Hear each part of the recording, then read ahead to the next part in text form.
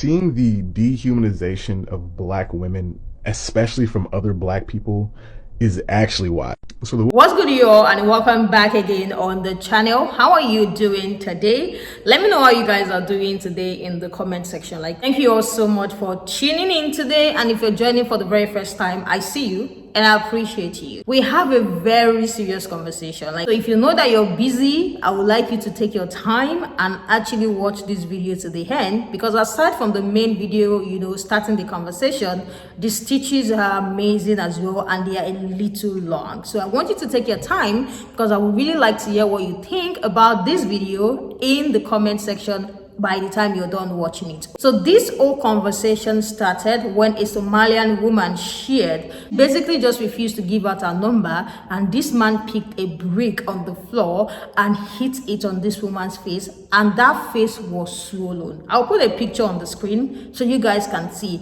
It was a very painful situation. Even watching her share a story on TikTok on live video was very, very painful, because when I mean her face was swollen, her face was literally swollen. It was all over the news. I don't know if you guys see that news as well. It was all over the news, because tell me how heartless someone can be picking up a brick and eating it on a woman's face just because she refused giving you a number. This incident sparked a conversation about how black women are not protected, and how black women need to be careful because there's literally nobody protecting them. This conversation went in depth, because when that man was picking that brick and eating that woman on her face, there were some men in the background literally watching and not even coming to this woman to rescue. So it sparked so much conversation and kept on opening a layer of conversation on TikTok. So this lady decided to contribute to the conversation of protect black women, and what she said got on the nerves of so many people. But let me roll the clip so that you guys can hear what she said yourself. In regards to black women not being protected, let me first state the obvious. No man should put his hands on a woman. We desire protection, but sometimes what we don't understand is that true protection comes with a level of control. Bodyguards are a good example. A bodyguard will make their client leave from a dangerous place. The bodyguard has to know all the details: who, what, when, where, why, and how. And the client has to listen to the bodyguard and follow the instruction that the bodyguard gives them. It's really an agreement between all parties involved. When the person who needs protecting does not follow the instruction and the direction of the protector, it puts the protector in a situation where they're more likely to lose their life. I have 4 brothers and a father, and I listen to their instruction even when they're not around. They have told me to stay away from certain places if I'm by myself or if it's late at night. They've also advised me not to be drunk or high in certain situations. Even though my brothers, my dad, and the men in my life protect me, I in turn protect them by listening to them and following their instruction.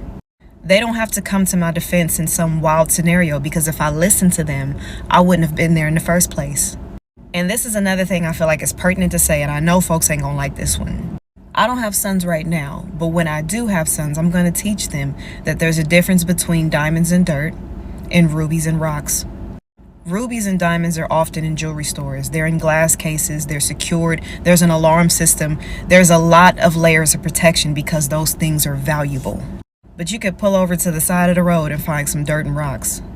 Expecting a man to risk his well-being, his future, and his life on someone who does not see value in themselves or the man is asinine. That's a very asinine thing to ask.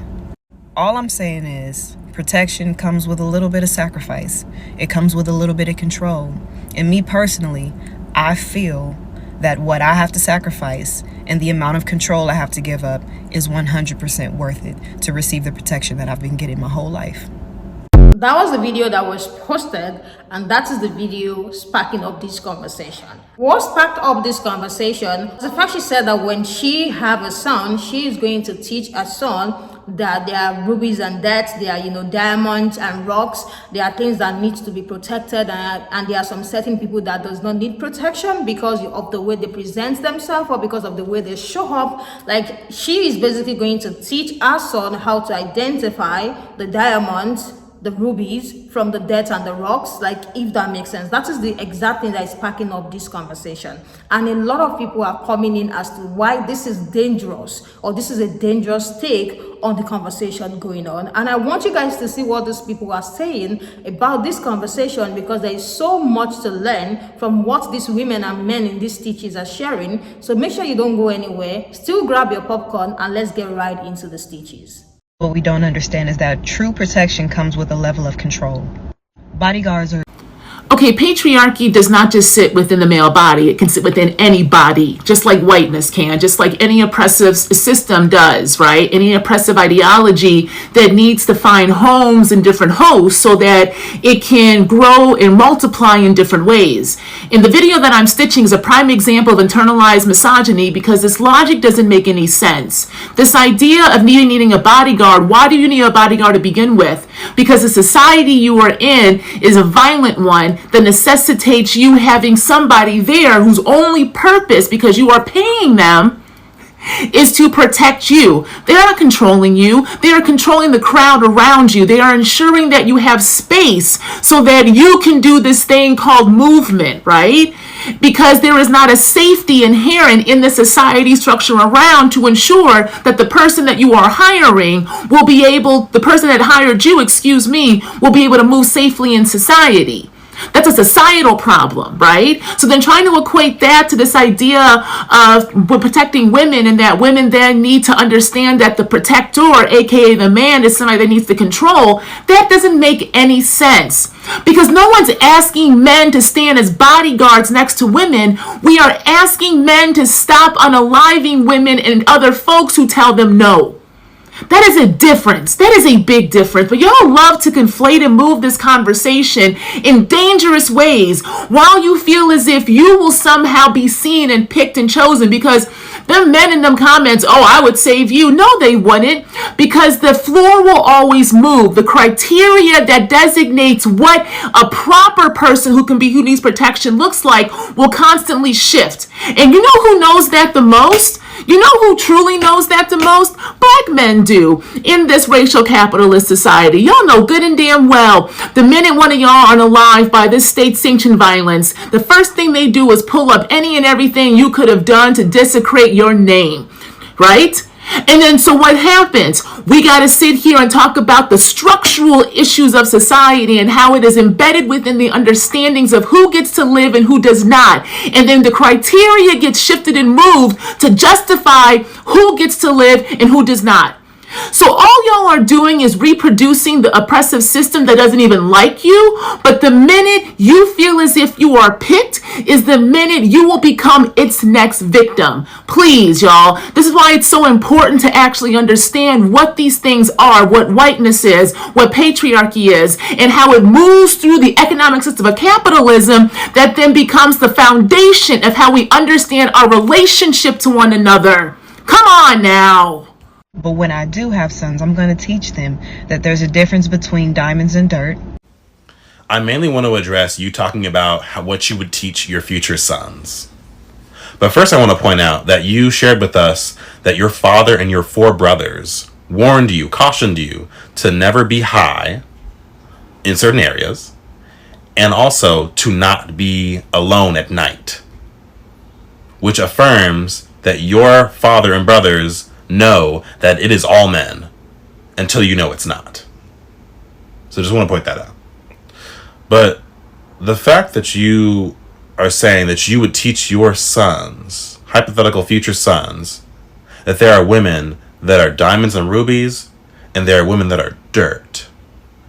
What are you going to say? What are you going to do as a mother?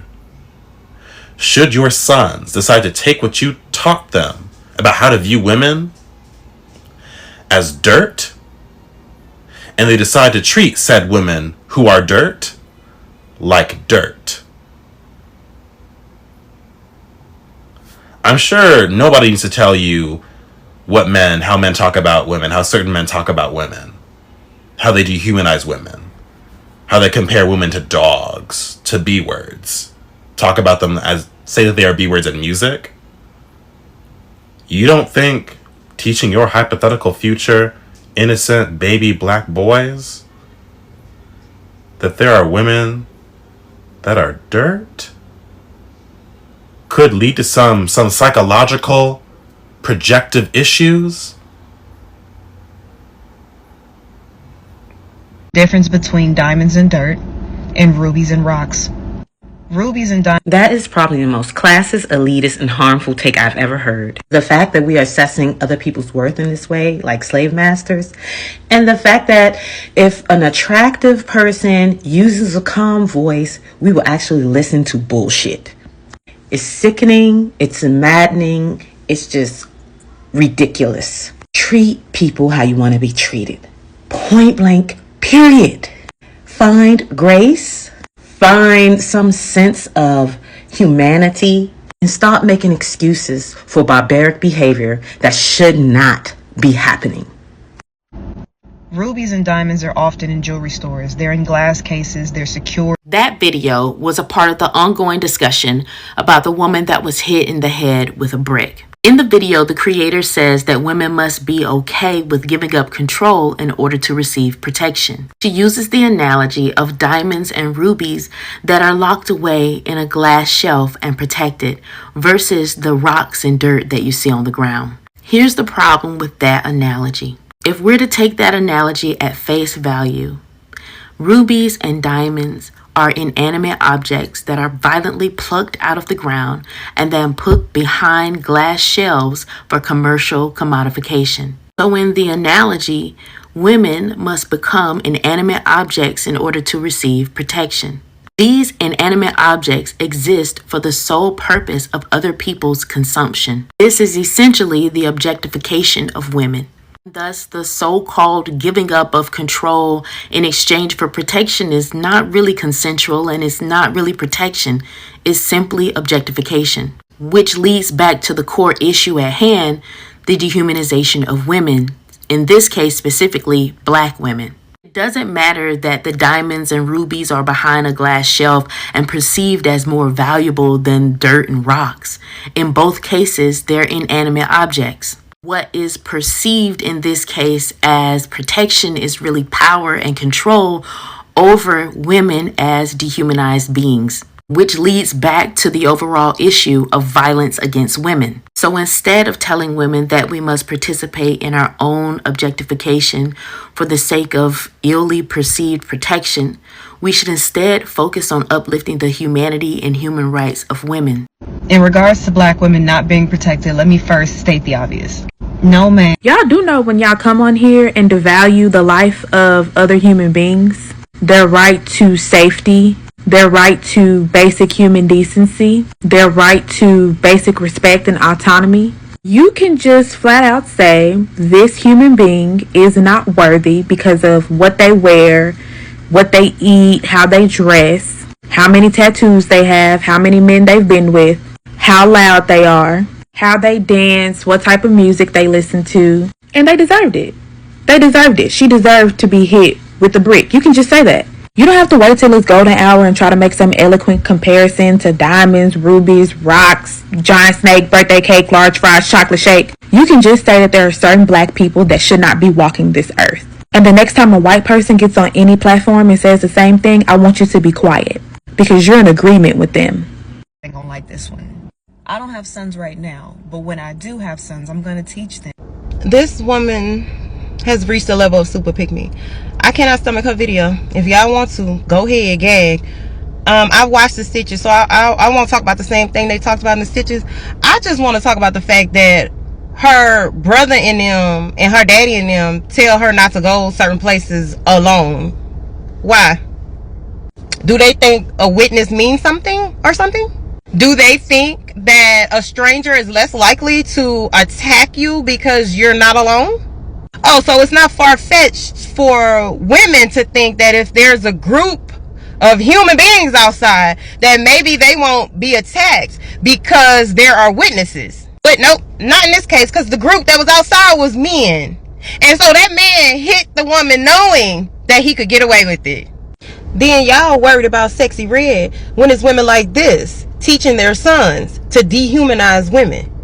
These are the women who raise the good guy. protection, but sometimes what we don't understand is that true protection comes with a level of control. Love everything that you said in the video, but I just have a little bit of pushback, so let's talk.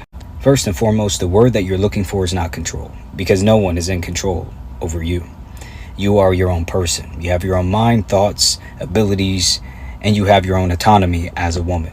So again, no one's in control over you. In fact, the word you are looking for is guidance. The people who assert their provision and protection over you only and can only offer their guidance for you. In other words, they are the ones who are to set up boundaries, rules, regulations over you, to suggest what you should do in certain situations. And it is therefore your responsibility on whether or not you desire to cross those boundaries. So for example, if your protector and or provider tells you, hey, don't go out, you need to be in the house by 10 o'clock p.m. And if you choose to get to the house by 10:01 p.m., that is 1000% your decision, your responsibility, and ultimately within your control. But to suggest that if you get home by 10:01, you are therefore placing yourself in a potentially dangerous situation is entirely asinine. Let me explain. Men are not animals. So this idea of if you were to step in a cage with lions or tigers and bears, then whatever happens to you happens to you. Well, obviously a person who does that is simply going to receive the Darwin Award, a person who does something stupid that ultimately unalives them. But men are human fucking beings. They have brains. They have the ability to use logic and reason. And so they also have the ability to control themselves. And the only ones who are in control of the violence done against women by men are in fact the men. This idea that women are in control of what happens to them perpetuates this idea, again, that women are placing themselves in those types of situations, which therefore takes the responsibility and the accountability off the men who are committing the acts. And I refuse to continue to perpetuate this message. The reality is that men who have ill intent for a woman do not give a shit about the boundaries, the rules, and regulations that have been set in place by her protector and or provider. They don't care. They will in fact cross those boundaries for you. At the end of the day, a woman can take all the necessary precautions. She can make sure that she's at home by 10. She can make sure that she's just going to and from work, straight there, straight back, no stops in between. She can make sure that she's not in certain locations at certain times. She can do all of that. And a man who does not have the right intentions for that woman will not care about the precautions that she has taken.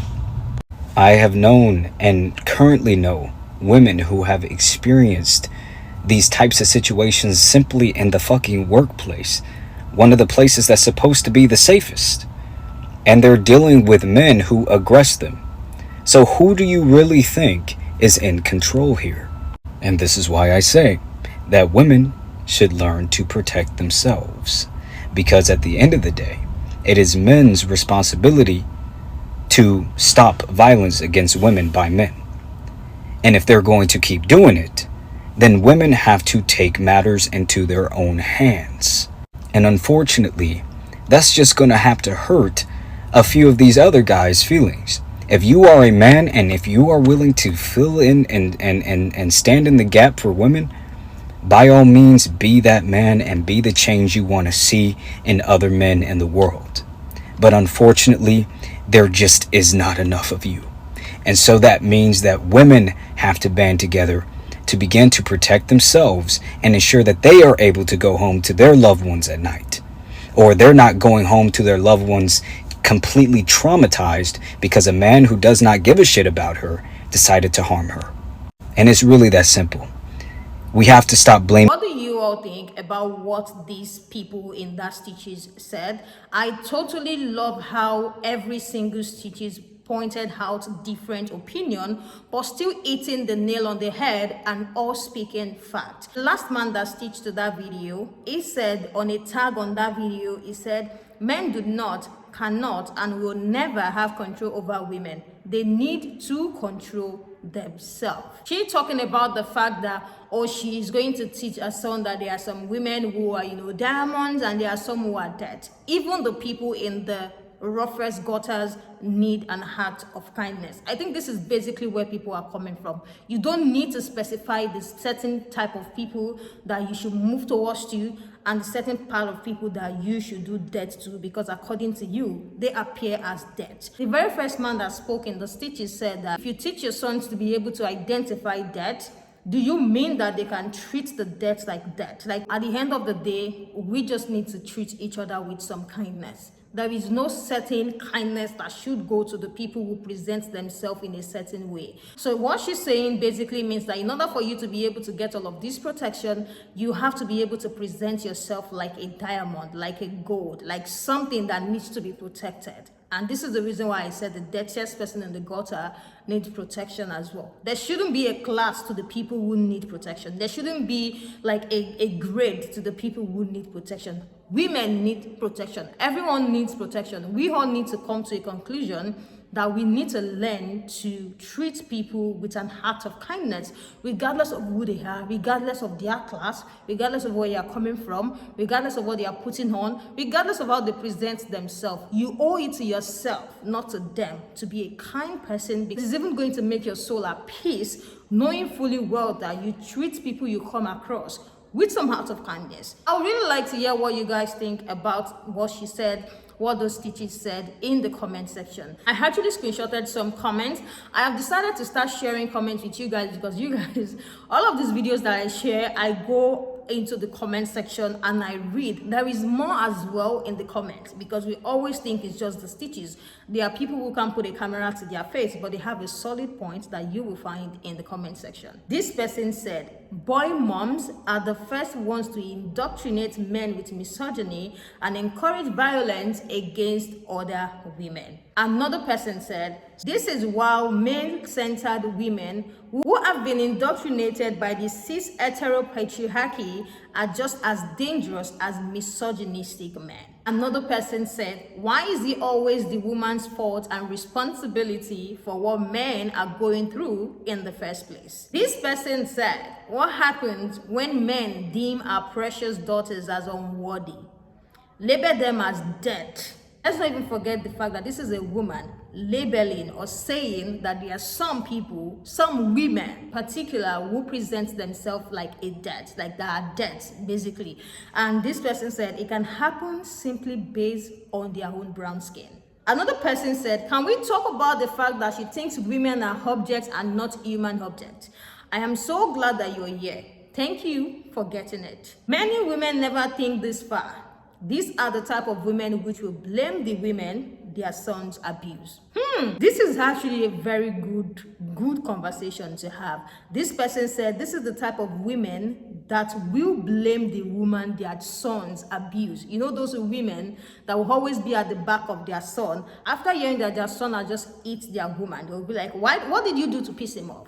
What did you do? What did you say to him that made him raise his hands on you? This is exactly what this woman is saying. There are some women like that who will literally stand by their son regardless of the death they throw at any woman. This last person said, a lot of our views are so deeply rooted in white supremacy. She doesn't even know it. Our standards on how black women should conduct themselves are standards set forth by white people. This is alarming. I mean, are people literally not hearing what she's actually saying? And I think this is why one of the stitches, I think the third woman that stitched, said people like because she hides under a very low tone voice, doesn't mean that every single thing she says is fact. And this is just what this comment is trying to let people know as well. I would really like to hear your thoughts in the comment section. What do you think about this woman saying there are some women who are diamonds, golds that needs to be protected, while there are some with that? Who are the ones with that? Especially in a society that has conditioned just your skin color as being dirty. So who are the women that we see as dead? I would like to hear your thoughts in the comment section. Before you go, smash the subscribe button and turn your bell notification on. And I'll see you guys in the next one. Bye, and I love you all.